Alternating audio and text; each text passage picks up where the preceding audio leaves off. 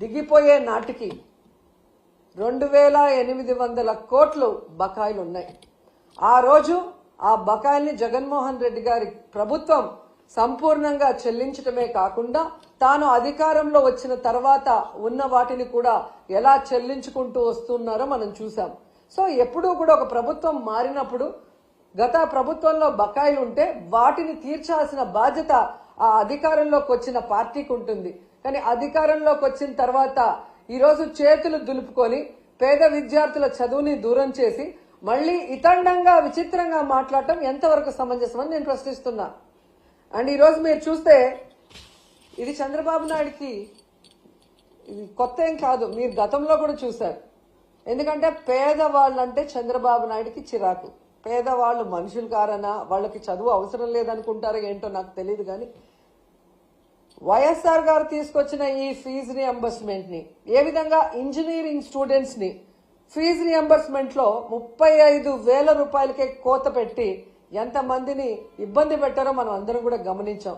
కానీ జగన్మోహన్ రెడ్డి గారు ఎంత ఖర్చైనా విద్యార్థికి మొత్తం ప్రభుత్వమే చెల్లించే విధంగా ప్రతి పేద మధ్యతరగతి పిల్లవాడికి చక్కటి చదువుని అందించటం ఈరోజు ప్రజలందరూ కూడా గమనించాల్సిన విషయం అని కూడా ఈ సందర్భంగా తెలియజేసుకుంటున్నా. అండ్ ఈరోజు మీరు చూస్తే ఈ చంద్రబాబు నాయుడు గారు 3,900 కోట్ల ఈ స్కాలర్షిప్లు కానీ ఫీజు రియంబర్స్మెంట్ బకాయిలకు మాత్రమే ఆపలేదండి. ఆయన ముఖ్యమంత్రి అయిన ఈ 7 నెలల కాలంలో ఫీజు రియంబర్స్మెంట్ ని ఆపేశాడు, అమ్మఒడిని ఆపేశాడు, చేయూతను ఆపేశాడు, మెడికల్ కాలేజీల్ని కట్టడం ఆపేశాడు, నాడు నేడు స్కూల్స్ రెన్యువేషన్ ఆపేశాడు. అలాగే మీరు చూస్తే 0 వడ్డీ పథకాన్ని ఆపేశాడు. ముఖ్యంగా పేదవాళ్లకి చాలా అవసరమైన ఆరోగ్యశ్రీని ఆపేశాడు. ఇక వాలంటీర్ వ్యవస్థని ఆపేయటం మనం అందరం కూడా చూస్తూనే ఉన్నాం. ప్రభుత్వ ఉద్యోగాలకి ఐఆర్ లేదు, పిఆర్సీ లేదు, కనీసం డిఏ కూడా ఇవ్వకపోవటం ఈ రాష్ట్ర ప్రజలందరూ మేధావులందరూ కూడా గమనించాలని కూడా కోరుకుంటున్నాను. ఎందుకంటే ఒకవైపు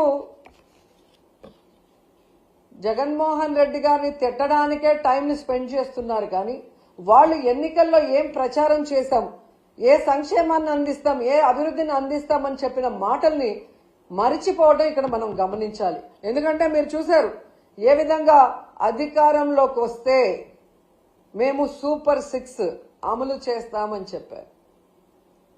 ఈయన లోకేష్ అయితే మేము సూపర్ 6 అమలు చేయకపోతే నా కాలర్ పట్టుకొని అడగండి అన్నారు. ఏ కాలర్ అండి? రైట్ కాలరా, లెఫ్ట్ కాలరా?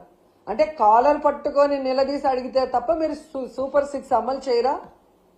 ఈరోజు చూస్తే చంద్రబాబు నాయుడు గారు ఎంత కూల్గా సంపద సృష్టించాక ఆదాయం పెరిగాక అప్పుడు సూపర్ 6 ని అమలు చేస్తామని చావు కబురు చల్లగా చెప్తున్నారు. మరి ఆ రోజు చంద్రబాబు నాయుడు గారు, పవన్ కళ్యాణ్ గారు ఎన్నికల్లో ప్రచారం చేస్తున్నప్పుడు మీకు తెలీదా? ఎందుకు ఆ రోజు ఇదే మాట చెప్పలేదు? మేము వచ్చాక సంపద సృష్టించాక ఆదాయం పెరిగితేనే సూపర్ 6 అమలు చేస్తాం, లేకపోతే చేయలేమని ఆ రోజు ఎందుకు చెప్పలేదని అడుగుతున్నా. ప్రజల్ని మోసం చేయాలన్న ఆలోచనతోనే కదా అబద్ధం చెప్పారు. మళ్ళీ మీరు చూస్తే చాలా ఎటకారంగా చంద్రబాబు నాయుడు గారు, మీరు కూడా వినుంటారు, పెద్ద గొంతేసుకొని చెవిలో మైక్ పెట్టుకొని తమ్ముళ్ళు బటన్ నొక్కుతాడంట జగన్మోహన్ రెడ్డి. బటన్ నొక్కడం పెద్ద విషయమా? మూలనున్న ముసలమ్మ కూడా బటన్ నొక్కుతుంది అని ఎటకారంగా మాట్లాడాడు. మరి మీకు కూడా 73 ఏళ్లు పూర్తయ్యాయి కదా, మూలనున్న ముసలమ్మ బటన్ నొక్కగా లేంది 73 ఏళ్ల ముసలోడివి మీరెందుకు నొక్కలేకపోతున్నారు ఆ బటన్ అని ముసలోళ్ళందరూ గుసగుసలాడుకుంటున్నారు. మీకు వినిపిస్తుందా?